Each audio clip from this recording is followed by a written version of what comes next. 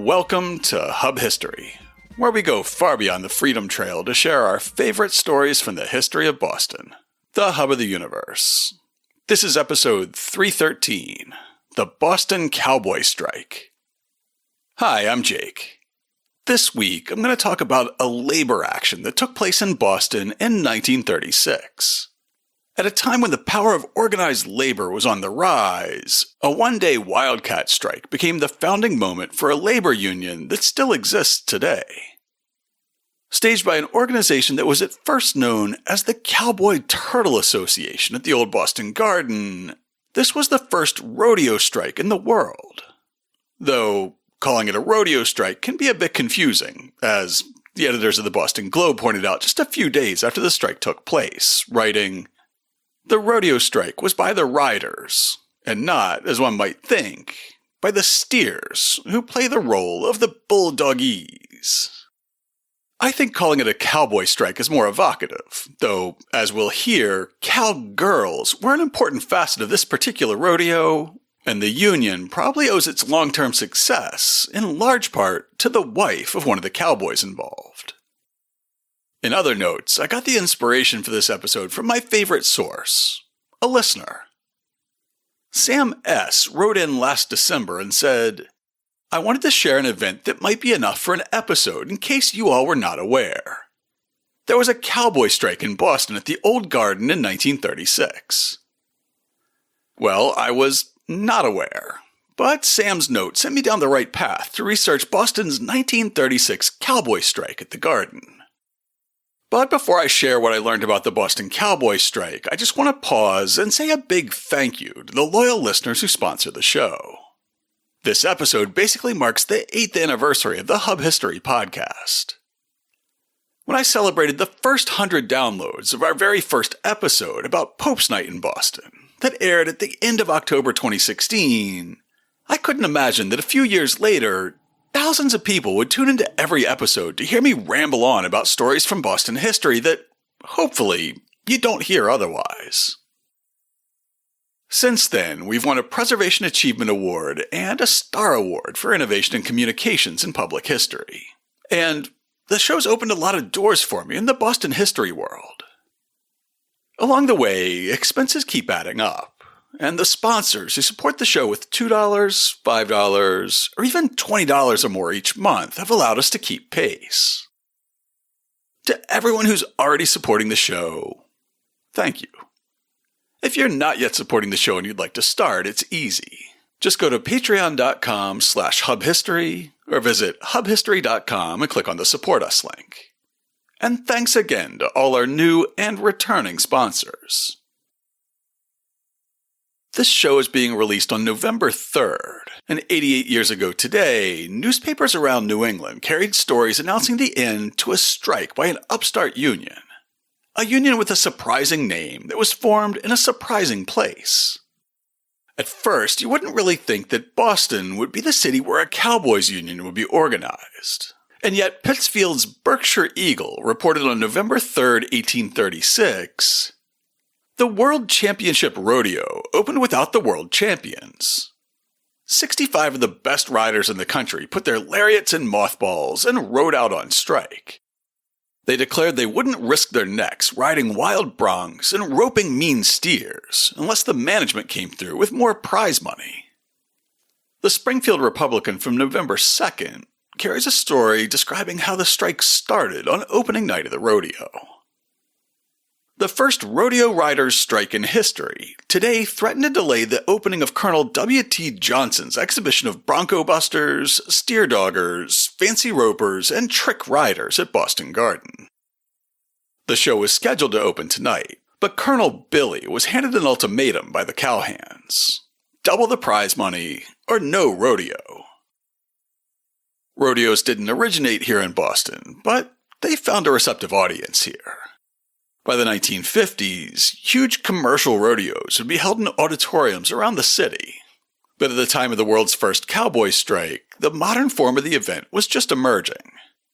In the spring 1985 issue of the Southwest Review, Lee Milazzo describes how the commercial rodeo came to be. Rodeos evolved from the play of the hired men on horseback.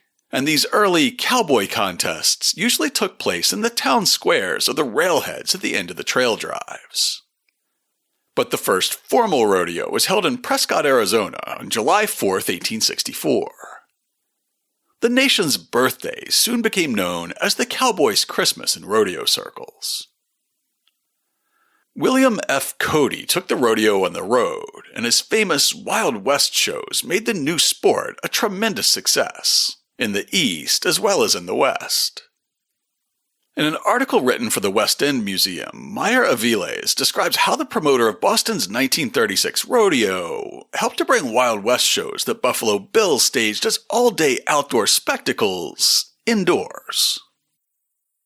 When Buffalo Bill Cody's first Wild West show captured the attention of the country in the 1880s, promoters built on its success by condensing the all-day outdoor event into a shorter, smaller competition that lasted only a few hours and could take place in urban indoor sports arenas. Entrepreneur and cattleman Colonel W.T. Johnson became one of the top rodeo producers of his day with the abridged rodeo model. After hosting his first event in San Antonio in 1928, his showmanship soon caught the attention of the Madison Square Garden rodeo officials from New York. By 1931, he was brought on as producer. Johnson quickly expanded and hosted his inaugural Boston Garden Rodeo in November of 1931, 3 years after the arena opened its doors. The event set an attendance record for the stadium as 18,506 spectators descended on the West End for a glimpse of the action. While popular, it was the rise of increasingly commercialized rodeos put on by producers like Johnson that eclipsed the success of traditional Wild West shows. The 1931 Boston Garden Rodeo was so well received that it became an annual event, spanning a week or more each November. Even as the Great Depression plunged the country into financial turmoil, an evening at the rodeo provided several hours of escapism at a relatively low cost. And the train lines that serviced North Station enabled fans from far away to see the shows. Because of my own lingering prejudices, I assumed at first that Colonel W.T. Johnson was an unreconstructed Confederate. But I was mistaken. Johnson didn't earn the rank of colonel as a secessionist, since William Thomas Johnson wasn't even born until a decade after the Civil War. In fact, he doesn't seem to have earned it at all. Instead, he seems to have adopted the rank out of thin air during the 19-teens, when his Texas ranches were producing beef to support the war effort. W.T. Johnson retained this stolen valor for the rest of his career, always insisting on being addressed as a colonel, such as in this profile that ran in the Globe as part of the promotion for the rodeo on October 29, 1936. Colonel W.T. Johnson of San Antonio, Texas, the only rodeo stock magnate in the world, ruler of a cattle empire in Texas, and foster father to cowboys and cowgirls from Canada to Mexico, who will produce the world's championship rodeo at the Boston Garden from November 1st to 11th, is truly the angel of the rodeo. The colonel weighs more than 200 pounds, has gray hair, and talks with a deep voice when he's not taking time out to grin. Colonel Johnson has 25,000 acres set aside for nothing but rodeo stock in Maverick County, 150 miles west of San Antonio. He calls it the Bird Nest Rodeo Ranch. He has another ranch, 6 Bar Ranch, in the Delaware Mountains in Culbertson County. It's bordered by the state of New Mexico on one side and Mount El Capitan, which is 11,456 feet high, sets out in front of his ranch house. He claims, without fear of contradiction, to have the finest string of bucking horses in the United States, and he is the only man in the country who owns his own ranch houses and all of his own rodeo equipment. Promotional stories in the newspapers painted a rosy picture of life with the rodeo, but amongst the rank-and-file cowboys, trouble was brewing. The riders risked injury and even death in the ring, knowing that they would only get paid if they won in their event. For roping, that depended on how quickly you could get a rope onto your calf. For bulldogging, it was how quickly you could jump from a horse and wrestle a steer to the ground. And for bronc riding, there was a point system based on how long you could stay on the horse's back and how hard it bucked to get you off. In the November 4th edition of the Springfield Republican, an interview with rodeo cowboy Jake McClure explained how a run of bad luck might mean that you came out broke at the end of a hard season's risky work. There are only about 30 of us who do it regular, following the rodeos around the circuit. The rest are boys and girls who come here for a good time, and find it according to their natures and dispositions. A man who makes a living out of roping, bronc riding, or bulldogging concentrates on the matter at hand. The regulars specialize in one of the three divisions. Ropers and bulldoggers get the most money. The riders take the most punishment. A top-flight roper having a lucky year can make from $7,000 to $10,000. A rider who gets $5,000 would be breaking some kind of record. McClure said he didn't know why this was so, except that bronco busting seems to be less popular. The luck comes in the animals you draw to work on. When they start coming ornery, they keep coming ornery, and you think maybe the whole world is ganging up to stab you in the back, said McClure. But if you're a regular hand, you know that's just the way the luck works. It makes a difference. In 1929, McClure made about $8,000 or $9,000. With the Depression, prize money dipped a little bit, but he didn't really suffer from a personal crash until last year. In rodeo after rodeo, he said, I drew the orneriest critters you ever saw, and at the end of the season, if I made $10 above expenses, I don't know about it. So rodeo riders would put their health and ability to work, both in a rodeo arena and back home on the farm, on the line, with no guarantee that they would even break even at the end of the season. It's easy to see why the idea of collective action was appealing to the cowboys who came to Boston in the fall of 1936. At the time, unions were enjoying a revival in America. From the late 1800s, organizers had tried again and again to employ collective bargaining to give workers in all different industries a fighting chance for better wages and safer working conditions, only to be crushed time and time again when federal and state authorities inevitably sided with management. I grew up in coal country, where striking miners would be turned out of their company-owned houses to live in tents through the bitter mountain winters, only to have police turn a blind eye when company thugs used tents where children were sleeping for target practice, or set fire to entire camps in the middle of the night. Just when it seemed like the miners had reached a tipping point and might have enough collective power to change the political landscape, the state police, company thugs, and the U.S. Army spent 5 days and expended over 1 million rounds of ammunition to break up a Union march. Look up the Battle of Blair Mountain to learn how anti-Union forces used machine guns, airplanes, and World War I surplus bombs and even poison gas against American workers who just wanted a fair day's pay for a fair day's work. In the decade and a half since that tragedy, things had started looking up for American unions. Franklin Roosevelt was up for re-election in 1936. In fact, some of the same newspapers that reported on the cowboy strike promised that if the strike was resolved in time to hold the rodeo on November 3rd, Election Day, real-time election returns would be announced in the Garden, with the Globe noting, complete election returns direct from the Election Bureau of the Boston Globe will be announced at tonight's rodeo show at the Boston Garden and at 3 of Boston's leading theaters, the Keith Memorial, the RKO Boston, and the Fine Arts.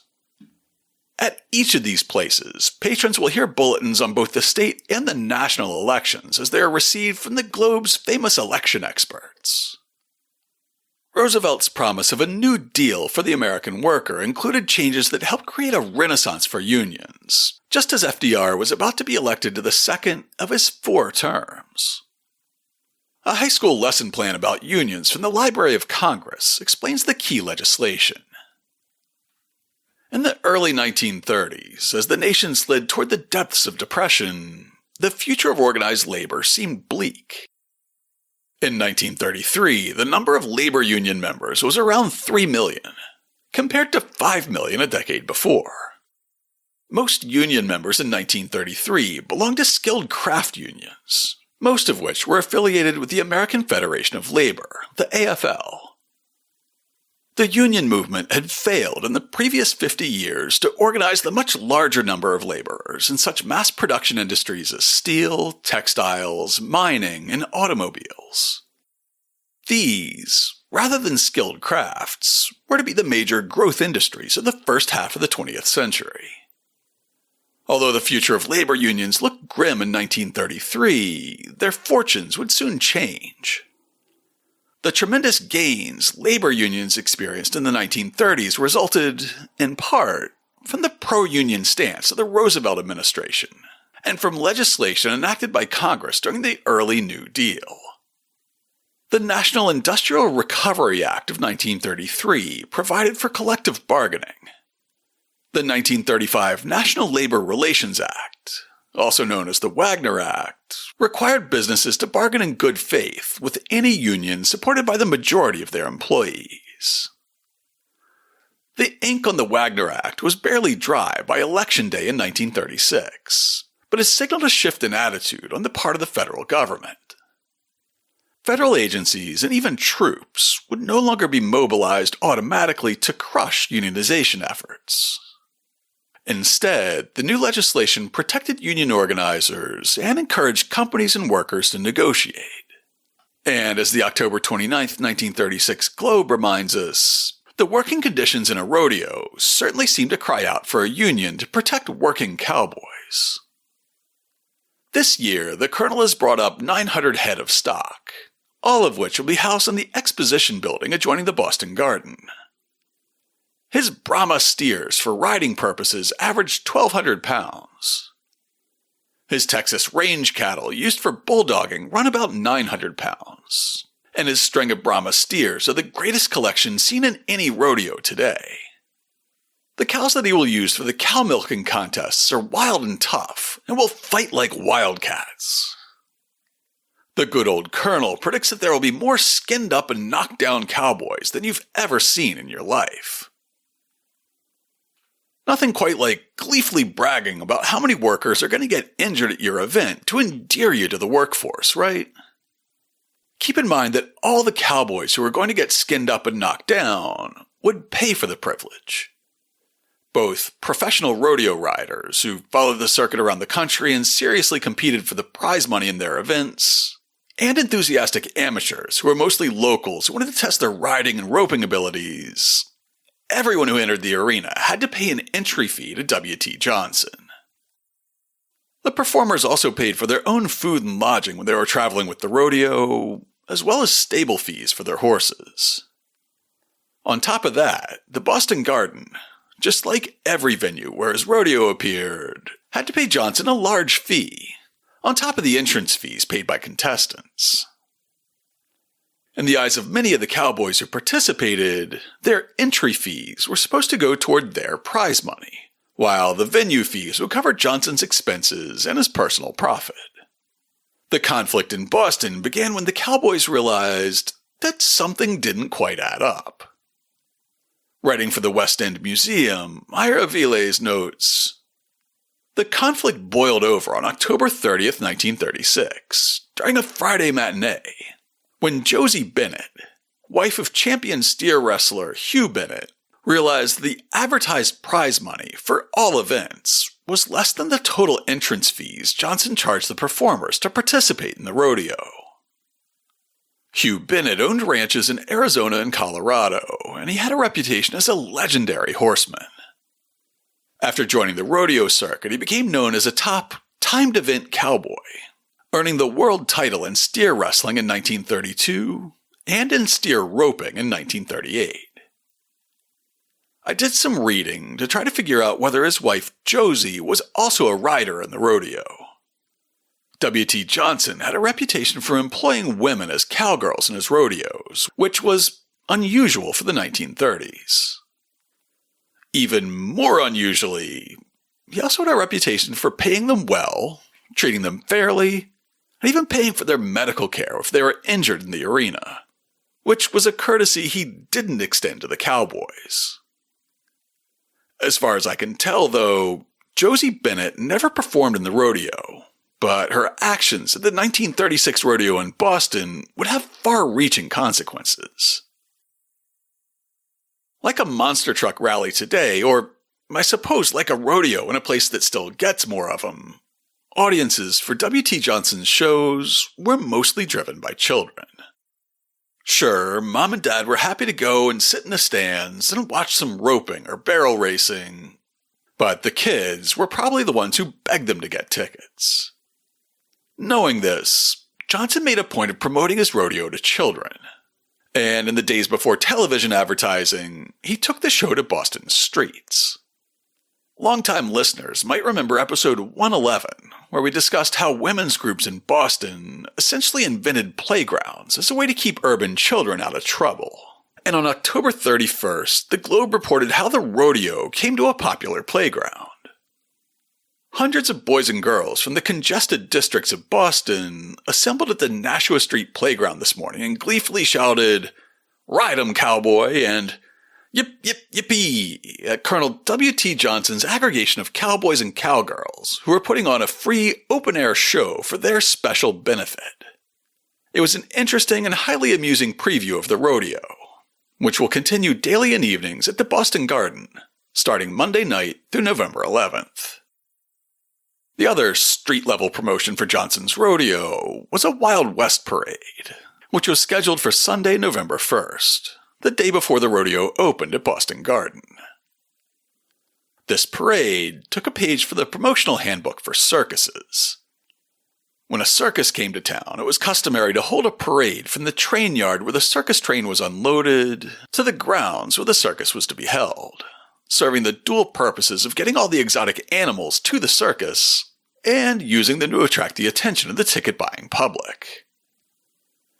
The rodeo usually held a similar parade to drum up interest, even though it was to be held at the Garden, which was adjacent to the North Station rail yard, so there was no need to march through the streets to reach the arena. In an article that makes the so-called Colonel sound like a Disney villain, the November 2nd Springfield Republican reports, Colonel Johnson called off the Wild West parade through the city streets and said he would try to recruit a new herd of cowhands from a rodeo which closed Saturday in Chicago. Colonel Johnson declared, "I suppose I could give him more money. I've got plenty of money. But it's the principle of the thing. They knew before we left what the prize money was to be in Boston. But they waited until the eve of the opening, after everything was all advertised, to hold us up. Well, they won't get it." After Josie Bennett recognized that the Cowboys were being underpaid for their appearance in Boston, her husband Hugh used his popularity among the rioters to convince 61 of them to sign a petition, pledging that they would not perform unless the prize money was doubled. The accounts I've read say that only about half a dozen or maybe a dozen riders were in serious contention for the top honors. So, Hugh and Josie Bennett must have been charismatic organizers to convince the lesser performers and amateur riders to sit out a contest that they suddenly would have had a good chance to win. On October 31st, Hugh gave copies of the petition to W.T. Johnson and to the management of the Boston Garden. But he also knew that a large rodeo was closing in Chicago the next day. If Johnson wanted to employ scabs, it'd be easy for a bronc-buster to get on the train after the Chicago show closed and be in Boston in time for opening day. Writing for the magazine Western Horseman in 2011, Randy Witt describes how the Bennetts and their supporters were able to transform a local protest into the seeds of a national cowboy union. Meanwhile, the telegraph line was busy to Chicago, where the world's greatest rodeo was going on. A lot of cowboys would contest in both rodeos in those days, and a similar petition was signed by the Chicago contestants, which read, "We, the undersigned cowboys showing at the Chicago Stadium, do hereby agree not to go to the Boston show, unless the demands of the cowboys now at Boston are met. The boys at Boston must be allowed to work and not barred from that show." The article in Western Horseman includes a photo of the striking cowboys. It's still a bit too new to be in the public domain, so I'll link to the article in the show notes rather than posting the picture.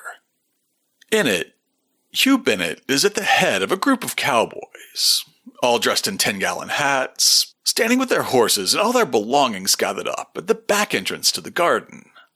It looks like they're all prepared to start riding back to the open prairies, and Randy Witt's article continues, "The photo of the walkout was organized for the Boston Press to make sure news of the strike and its consequences were well publicized. Hugh loaded up his rope horse with a trunk, suitcase, and bedroll to make it look like he was really headed home. In fact, the cowboys who bravely signed the petition didn't know for certain their strike would work. Hugh advised Josie to look into arranging railroad transportation back home. Most of the cowboys and their horses had ridden east on the train Johnson had reserved, and Johnson was threatening to, quote, turn you all out in the bay, meaning they could all find their own way home. However, with the Chicago Cowboys standing with the strikers in Boston, it was going to be hard for Johnson to turn them out in the bay. Opening night of the rodeo on Monday, November 1st was canceled, but Johnson was determined to put on a show on Tuesday the 2nd. In place of world champion riders and ropers, Johnson drafted a few dozen stable hands and grooms to take the place of the striking cowboys.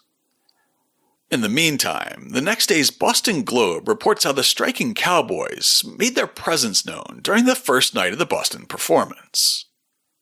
Gathered in a section, after they had bought tickets by sending one person in civilian clothes to the box office, the cowboys waited until the final announcement of the grand entry, the introduction of Colonel Johnson, for their first outburst.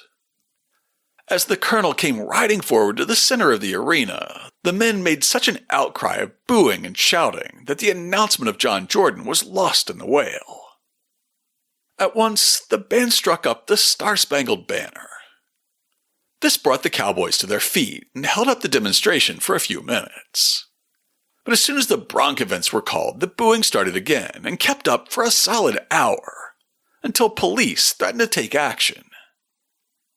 The saddled bronc event, in which grooms from the stable, shootmen, and others who were never in the real prize money did the riding, brought down a wild din of wailing and booing. "Bring on the cowboys, show us some riders," the cowboys in the stands cried, as rider after rider bucked off or failed to make a ride. Having remained quiet until Johnson entered, the strikers then became as disruptive as they possibly could.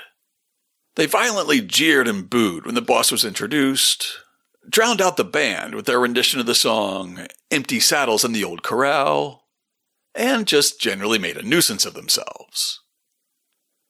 Police in the garden repeatedly threatened to clear the section that the cowboys were sitting in if they didn't quiet down, which they only did after hearing that an agreement with Johnson was close at hand. With the opening night of the rodeo canceled and the second night turned into a joke, Johnson was confronted by the garden management. They needed him to either reach a settlement with the strikers or cancel the rodeo's remaining dates, because the spectacle on display was becoming embarrassing. In the end, Johnson had no real choice except to concede, with a story in the November 3rd Globe reporting under the headline, "Cowboys Win Rodeo Strike." The Cowboys won every one of their points. An increase in prize money, restoration of 3 men, and the ousting of the non-contract men who participated in last night's events. In addition, as a bonus of goodwill, the management of the garden suggested to the colonel that all the cowboys who had paid money to watch the events should have $20 given to them upon turning in the stubs today. When Colonel Johnson finally agreed to meet the demands of the men, the spokesman for the cowboys at once asked for his signature in writing. He was about ready to sign when the booing started up again. This delay brought from the cowboys the statement that they would leave town today since there was not enough prize money to make it worth staying. Finally, at 11 o'clock, the colonel signed the agreement, giving the top hands an additional $4,000 in prize money to make the total for the 14 contests stand at approximately $14,000. He also agreed to restore the entry fee which each cowboy must pay before he can sign up for a contest. The outcome of the strike is that the champions, the top hands, will remain in Boston through the contests. It means that the best men will win more money. It means also that the rodeo has been saved for Boston.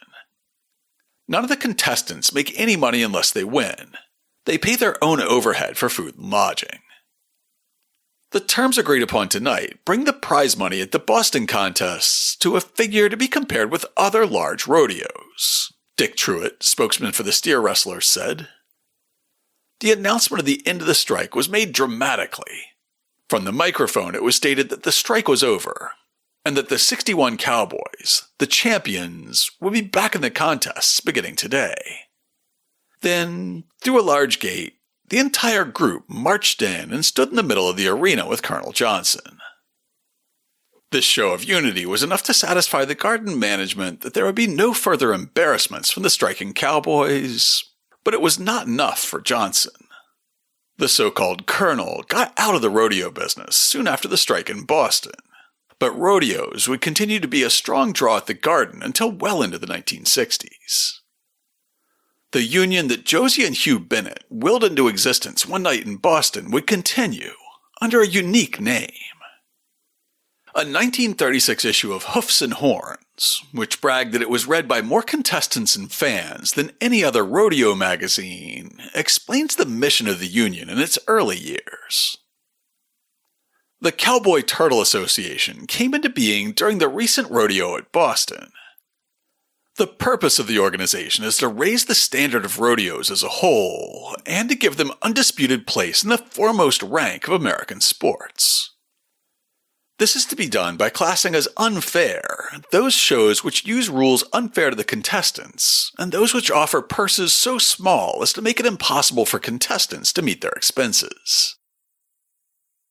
The association asks a fair deal for contestants as well as rodeo organizations, and hopes to work harmoniously with them. It is hereby understood and agreed that on this day, November 6, 1936, the undersigned Cowboys and Cowgirls have formed an association to be called the United Cowboy Turtle Association, and do hereby agree to abide by the rules and regulations thereof. In 1939, Cowboys Turtle Association spokesman Everett Bowman explained how the organization came to have such a ridiculous moniker. The reason for the name is that the turtle is the slowest thing the boys could think of, and they were content to go slow, but hold whatever ground they gained. This time, the boys really decided to stick together and make a success of our association. In his article in Western Horseman, Randy Witt describes how the Cowboys Turtle Association matured from a few hotheads yelling in the stands of the Boston Garden to a professional association whose stamp of approval imparts respectability on modern rodeos. The CTA survived and grew. At the annual RAA convention in Reno in January 1937, meaning the Rodeo Association of America representing management, Hugh Bennett addressed the attending rodeo managers and explained the goals of the CTA. All entry fees added to publicized purse money, a working relationship with rodeo management, and a pledge for rodeos to only allow CTA members to compete, along with local contestants. Also, there would be no more strikes by contestants. At a special meeting of the CTA in the Blackstone Hotel at Fort Worth on March 16, 1945, the board voted to change the association's name to the Rodeo Cowboys Association. Headquarters would be moved from Phoenix to Denver, and pro rodeo was poised to enter a golden age. 30 years later, the name of the organization would be changed again to the Professional Rodeo Cowboys Association. Today, the PRCA is the largest sanctioning body for professional rodeos. Josie Bennett, who did the math and realized that the Cowboys were getting underpaid in Boston, went on to be a tireless organizer for the Turtles and later the PRCA, doing much of the work of the Secretary-Treasurer's position while Hugh formally held that office. Though the sexism of the time kept her from holding a formal title with the union, Josie Bennett was inducted into the Pro Rodeo Hall of Fame in the inaugural class of 1979, in recognition of her efforts to protect and pay rodeo performers. To learn more about the Boston Cowboy Strike, check out this week's show notes at hubhistory.com/313. I'll have links to a lot of resources related to this week's show, starting with past podcast episodes 99 about the early cowboy history of Brighton, 111 about the Boston women who invented playgrounds, and 198 about another New Deal-era labor showdown in Boston. I'll link to Randy Witt's article about the strike in Western Horseman, so you can see the picture of the strikers posing at the garden, as well as the article by Meyer Aviles for the West End Museum about rodeos at the garden over the years. I'll link to all the newspaper accounts I quoted from, although most are behind paywalls, as well as a handful of journal articles that provided useful context for this non-rodeo fan to make sense of the event. Before I let you go, I have some listener feedback to share. I'll start out by reminding everyone that this episode was suggested by a listener named Sam S., who wrote in at the end of December 2023, letting me know about the 1936 cowboy strike in Boston. Since then, we've also gotten a lot of nice emails from listeners, starting with this one from Miles Howard that came in back in April. Hi Jake, greetings from JP. Longtime listener of Hub History here. I'm currently working on a story for the Boston Globe's Ideas section involving a modern perambulation of the Boston bounds. Meaning, I recently did a walk around the entire city perimeter, and this story is going to be couched in the lost tradition of municipal perambulation that you dug into in episode 44. I'd love to shed some light on where this tradition came from and how it faded away. I wondered if you might be interested in connecting for a short phone interview in the near future. It'd be great to revisit some of the history you touched on in the perambulation episode. That email exchange then led to me getting quoted in the Globe, which was very exciting. I dropped a line about the Puritans and their contracts that I'm pretty proud of. I'll link to the story about Miles and his perambulation in this week's show notes. Sampson also stumbled across episode 44 and was moved to write in, saying, For years, while playing the George Wright Golf Course in Hyde Park in Roslindale, I wondered why there was a granite post with HP engraved on the top of it. The letters were stacked. I was just browsing your earlier episodes to recommend some to my dad, who's new to the world of podcasts, and found number 44, Perambulating the Bounds. Well, mystery solved as to what it is. It's positioned off the 9th hole, well within what's today considered Hyde Park. Thanks for the note, Sampson. I know of a couple other boundary stones pretty close to that one, but because I don't play golf, I didn't realize there was one in the George Wright. Now, unlike Miles, who contacted me before writing a news article, Lisa Gordon contacted me after she wrote a terrific article for WBUR. It was so great that I based most of this year's Black History Month episode on it, and she wrote, Hi, I just came across your podcast episode 294, The Rise and Fall of Black Boston's First Hospital. I'm Lisa, the one who wrote the WBUR profile. Thank you for the shout-out. You found some references that I hadn't uncovered yet, particularly the Nashville Globe article. I'm going to look at those. I also didn't know about the linen shower. I'll be following your podcast now. Thank you. It's always really gratifying to have somebody with expertise validate the work that I do here on the show, so thanks a lot, Lisa. I got a really neat note from a listener named Chelsea, who was responding to the story of Boston's first street lamps, which washed up on Race Point Beach in Provincetown, along with the fourth tea ship that didn't quite make it here in 1773. That story was aired as episode 266 in January 2023, and again as part of episode 290, marking the anniversary of the Tea Party last December. Chelsea wrote, I recently discovered your podcast and have enjoyed it. I live in Texas, but love American history and love learning about Boston. The episode on the history of Boston street lamps brought up an interesting family connection for me. My grandfather was a natural gas engineer and worked on a project in Boston at some point decades ago that required old gas lamps being removed and discarded. He ended up saving one, which he installed outside his home in Texas, where it stood for decades more. My parents now have it and plan to install it outside their house. The date on the lamp reads 1880. I wish it were possible to know which part of the city it came from. Anyway, thanks for the interesting listen. That's really cool. I have to say that I would love to have a classic Boston gas lamp at home. I'd also love to have one of Boston's original wooden water mains, which were discussed in episodes 292 and 293, and inspired this note from a listener. Dear Jake, I had been listening to your podcast for a few months, but subscribed immediately when you started a podcast series on the water supply. I recently completed reading one of your sources, City Water, City Life, which I thoroughly enjoyed too. But I was disappointed that the book and the podcast so far did not get to the story of the Quabbin. As a former resident of Western Massachusetts, I've been eagerly anticipating it. I hope you'll have the chance to get to part 3 soon. Sincerely, Arun.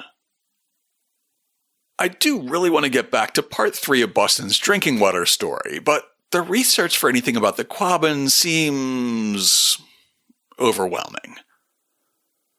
Arun, stick with us and I'll get to it eventually. And I apologize if I mispronounced your name. In September, Doug G. from Allentown, Pennsylvania wrote in with some kind words and a request for a podcast recommendation. Dear Jake and Nikki, good afternoon. I wanted to write you to give you praise for your podcast that I recently discovered on iTunes. Hub History is great, and I'm a big fan of the history of Boston. So far, I've listened to 4 episodes, and I want to listen to more of them. Each episode is interesting, and every day that I listen to it, I learn more than I ever knew about Boston's rich history. As a short note, I was up in Boston in 2010, and I would like to return there again to spend more time on the Freedom Trail. The last time I was there, I was a little rushed. I had a 2:00 appointment to tour the Massachusetts State House, and I stayed there longer than I expected I would, so I had to rush through the rest of the sites on the Freedom Trail, and I just made it in time to go to the top of the Bunker Hill Monument. The view of Boston from the top was wonderful. I would love to do it again. I was also in Concord, but again, I arrived too late and everything was closed.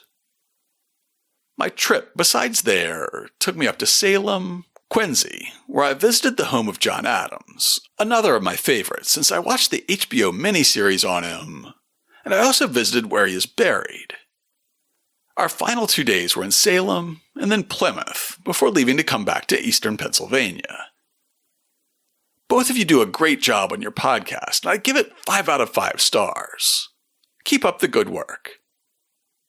Oh, Philadelphia, since it's so close to me, is also my favorite city. Do you know of any podcast that dives deep into the history of Philadelphia like Boston? Thanks. I wrote back to thank Doug for his praise and to recommend the Found in Philadelphia podcast. I listen to a ton of local history podcasts from other cities to learn stuff I don't know and to get inspiration for the show. I especially recommend Found in Philadelphia, The Charleston Time Machine, East Bay Yesterday, City on the Edge, which is for Albuquerque, and Archive Atlanta. And our last email is from Scott K. Hi Jake. I'm a longtime listener of the show, although I'm a bit slow getting through the episodes. In late August, I listened to episode 305 about the Cunard Line. Years ago, I worked on State Street right next to the Cunard building. I used to live in East Boston too, and was aware of the Cunard dock, but I didn't really know the whole history. I took a vacation up to Halifax in early September and saw the attached statue, which very much had me thinking of the episode. I thought you might get a kick out of this too. Having all the history from the podcast as background made visiting Halifax more fun. I also went to a maritime museum while I was up there, which had a big display on the Halifax explosion. Probably not too surprisingly, Boston is only mentioned in passing, and also alongside New York as providing aid. I guess it's not the same big deal up there as it is at the Christmas tree lighting every year here. Okay, thanks for all the great shows. Scott. A road trip through Nova Scotia is definitely on my bucket list, so I'm hoping to be able to see the statue of Samuel Cunard that Scott sent pictures of myself one of these days. So far this year, we've only gotten 2 reviews on Apple Podcasts. I said thanks to the first reviewer a few months ago who complimented my depth of reporting. The most recent reviewer is anonymous, and they gave the show 5 stars, but they said that my voice sounds like AI. Not in an insulting way, but in a way that implies that they're really not sure if I'm a real person. I'll put some bloopers at the end of this episode to remind everybody that I am, in fact, a human being. And to end on a funny note, back in September 2023, a listener named Justin wrote in with a really rude note about co-host emerita Nikki's voice. I responded immediately, pointing out that Nikki had only appeared on the show about a half-dozen times since she officially left the podcast in 2019, and I suggested that Justin should listen to newer episodes, listen to a different show, or F off. Justin was silent for 344 days after my message. Then he responded to say, "Wow, back at ya. Fuck off yourself, you fucking c***." Truly poetic stuff. Here at Hub History, we love getting listener feedback. Though, I'd rather read a helpful episode suggestion from Sam than a profane insult like Justin's. Whether you loved the episode or just liked it a lot, I'm happy to hear your corrections and to learn about additional sources that I missed. If you'd like to leave us some feedback on this episode or any other, you can email podcast@hubhistory.com. We're Hub History on Twitter, Facebook, and Instagram, and most active on Twitter. If you're on Mastodon, you can find my profile at @hubhistory@better.boston. Or just go to hubhistory.com and click on the Contact Us link. While you're on the site, hit the subscribe link and be sure that you never miss an episode. If you subscribe on Apple Podcasts, please consider writing us a brief review. If you do, drop us a line, and I'll send you a Hub History sticker as a token of appreciation. Because I'm a real person. That's all for now. Stay safe out there, listeners.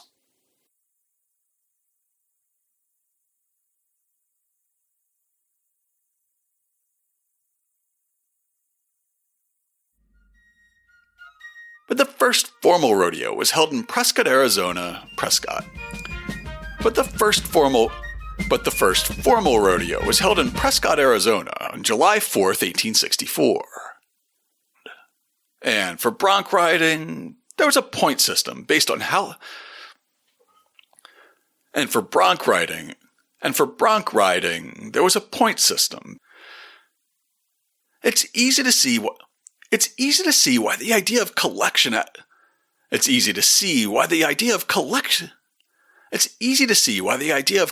action required businesses to bargain in good faith, had to pay Johnson a large fee on top of the entrance fees paid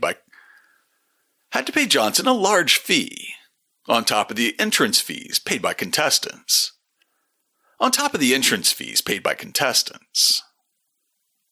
When Josie Bennett, wife of champion steer wrestler Hugh Bennett, all of which will be housed in the exposition building adjoining the Boston Garden.